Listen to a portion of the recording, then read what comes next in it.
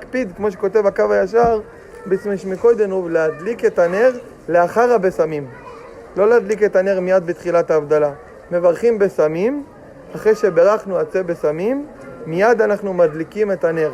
והוא כותב בקו הישר, שמי שבסוף, ברוב הקו בסוף, שמי שעושה את זה, בכל מוצאי שבת, מובטח לו שיהיה לו הצלחה לכל השבוע. הדוק ומנוסה. Ce cours est Bezrat Hashem l'a réussi dans tous les domaines, de Madame Virginie Rivka Bat Esther Michel, une dame pour laquelle j'ai beaucoup de considération, pour son mari aussi, Bezrat Hashem, qu'ils aient beaucoup de nacha, de gdusha de leurs enfants, et beaucoup de réussite dans tous les domaines. Amen ve Amen. Les gens m'ont interrogé, que faut-il penser de ce psak du Yenouka, qui a priori va à l'inverse de ce à quoi on a été habitué dans toutes les familles, à savoir que dans toutes les familles on allumait d'abord la bougie de la Havdalah et ensuite on procédait à la Havdalah. Et en dehors de ça, les gens me demandent pourquoi le Yenouka il tient tellement à ça, qu'est-ce que ça change, pourquoi? Alors j'aimerais vous dire toute la vérité. Tout d'abord, j'ai cherché dans le livre Kavayachar qui est mentionné par le Yenouka dans lequel il dit que cette chose la figure, j'ai vu à aucun moment ça écrit. Rien du tout. J'ai cherché dans toutes les éditions possibles du Kavayachar que j'ai en tous les cas entre mes mains, que j'ai vu sur le logiciel Otsar HaChochma. J'ai rien vu du tout. J'ai cherché avec un moteur de recherche pour être sûr que je manquais pas. J'ai rien vu du tout. Je dis pas que ça se trouve pas, ce Kavayachar, et j'aimerais bien le voir de mes propres yeux, mais je dis qu'en tous les cas, moi je l'ai pas trouvé ce Kavayachar. Premièrement. Deuxièmement, pourquoi Béhémet, la coutume de tous les géants d'Israël, ça a toujours été d'allumer la bougie au tout début? Est-ce que c'est écrit dans les poskim comme le Mishnah Brura, le Kaf HaChaim? C'est écrit nulle part. À aucun moment, à aucun endroit, il y a écrit s'il faut allumer d'abord la bougie ou s'il faut l'allumer que plus tard. C'est écrit nulle part. Alors pourquoi tout le monde l'allume au tout début? Pour une raison très simple. On ne veut pas qu'il y ait d'interruption. Ça veut dire qu'on fait la bracha de Boré Peri à Geffen. Ensuite, on va boire le vin de la Havdalah que plus tard. On ne veut pas qu'il y ait d'interruption. Si maintenant tu devais allumer la bougie de la Havdalah après les Bessamim, eh ben, ça prendrait le temps qu'il faut pour allumer. C'est une interruption. Il y a une grande discussion dans les décisionnaires quant à savoir est-ce qu'une interruption qui n'est pas par la parole mais qui est par l'acte, en silence, est-ce que c'est considéré comme étant une interruption? Beaucoup de décisionnaires disent que oui. Donc, on ne veut pas qu'il y ait d'interruption. C'est la raison pour laquelle on allume depuis le début et ensuite on récite la Havdalah. Maintenant, est-ce que c'est logique de dire ce qu'il dit le Yenouka? A priori ici, j'ai eu beau bien réfléchir, j'ai eu beau en parler avec beaucoup de Talmidei Chachamim, j'ai eu beau essayer de chercher dans tous les sens, je vois rien de logique du tout. Alors le Rav il explique dans sa vidéo, il dit c'est pour qu'il y ait adieu tous les oraux. On dit que la bougie de la Havdalah, il faut profiter de sa lumière. Ok, mais si ça allume depuis le début, tu profites aussi. À la rigueur, j'allais vous dire que s'il disait le Yenouka, que d'abord il faut rester la bracha de la bougie, et après allumer la bougie, je dis pas que j'aurais été d'accord, mais j'aurais compris. J'aurais peut-être compris.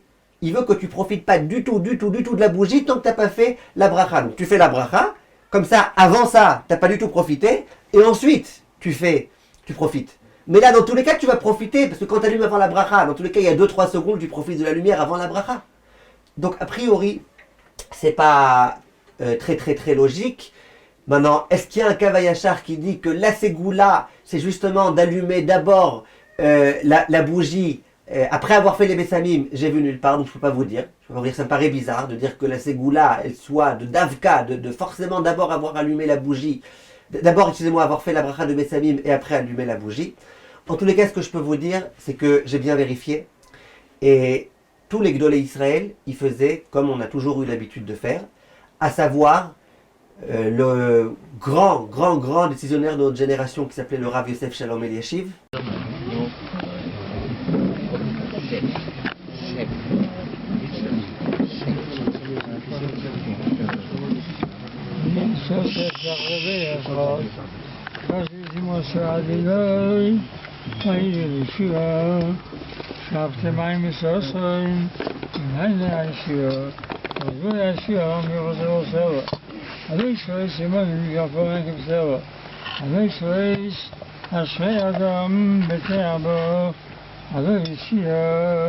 המלך עלינו וים כהן.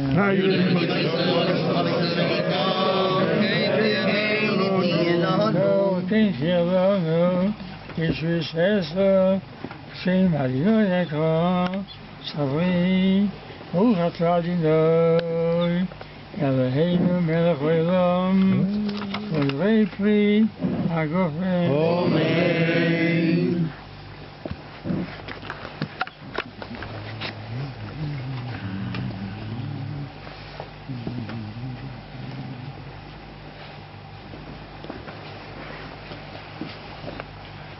ברוך אתה אדוני אלוהינו מלך העולם, בורא מיני בשמים. Amen.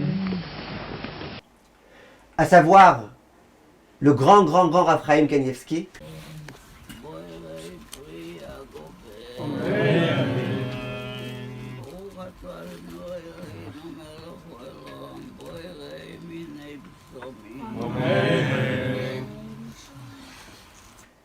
à savoir le grand Rav Steinman,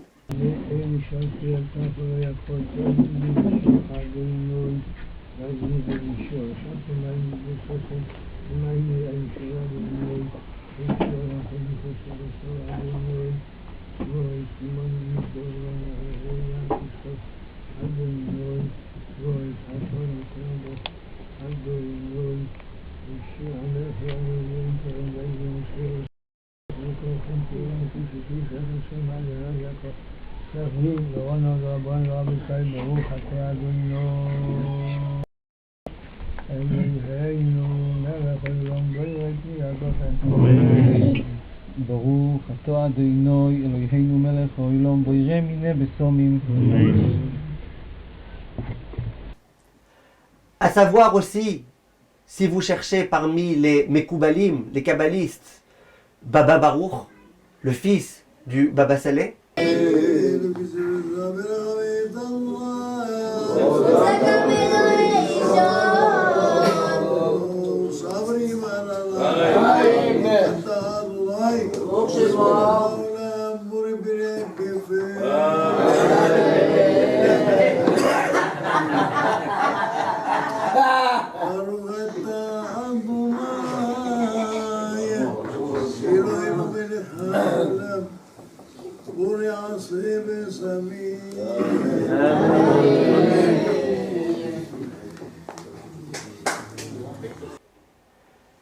à savoir aussi Chacham Shalom Cohen, un géant sfarad,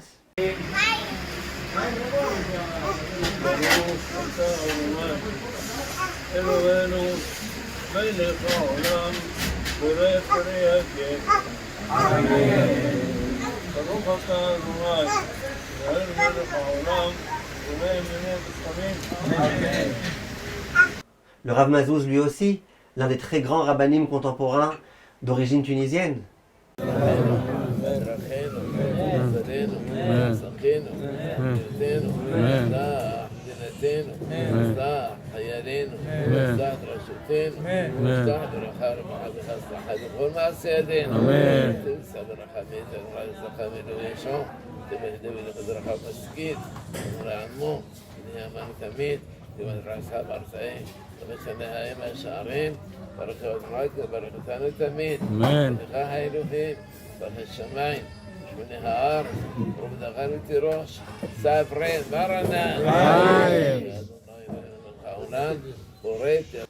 J'ai interrogé le fils du Rav Mordechai Eliyahu, il m'a dit que son père, il allumait depuis le début la bougie de la Havdalah, et il m'a aussi expliqué, comme je vous ai dit, que c'était parce qu'il ne voulait pas qu'il y ait d'interruption. Bref, tous les grands de la génération, y compris ceux qui connaissaient toute la Torah, ils avaient la coutume de faire comme on a toujours fait. Donc si vous me demandez, est-ce que maintenant il faut tout chambouler, il faut commencer à changer, etc., je vois pas de raison, surtout que je pense à nouveau que d'après la halakha, c'est plus glad kasher d'avoir allumé depuis le début pour qu'il n'y ait pas d'interruption que d'allumer après. Je dis pas que si on allume après, c'est pas kasher, je dis pas que... Mais je dis qu'en tous les cas, si on m'interroge, c'est quoi la meilleure chose à faire, à mon avis, c'est cette chose-là. Pourquoi le Yenuka il a dit différemment, je sais pas. J'aimerais bien voir ce texte du Kavayachar, mais en tous les cas, comme m'a dit le fils du Rav Mordechai Eliyahu, il a raison. Même si le Kavayachar il dit ça, et alors, face au Kavayachar, on a d'abord le bon sens, la logique. On a face à ça en plus tous les Gdolé Ador, les grands de la génération qui ont toujours fait comme on a fait. Ça a été une coutume qui a toujours existé, c'est pas pour rien que les gens ils allument depuis le début. C'est comme ça que nos parents et nos grands-parents faisaient. Et si déjà vous cherchez une ségoula, mes chers amis, la Gemara dans Masechet Shvuot Daf Yutret, elle dit que celui qui fait en sorte de procéder à la Havdalah sur du vin, il aura le droit à avoir des banim srarim, des enfants Bezrat Hashem. La Gemara elle le dit, c'est une Gemara. C'est pas une ségoula qui a été rapportée beaucoup plus tard. C'est une vraie ségoula. Si déjà on veut investir dans les ségoulottes, investissons dans celle-là. Kol tov, mes chers amis, et à bientôt.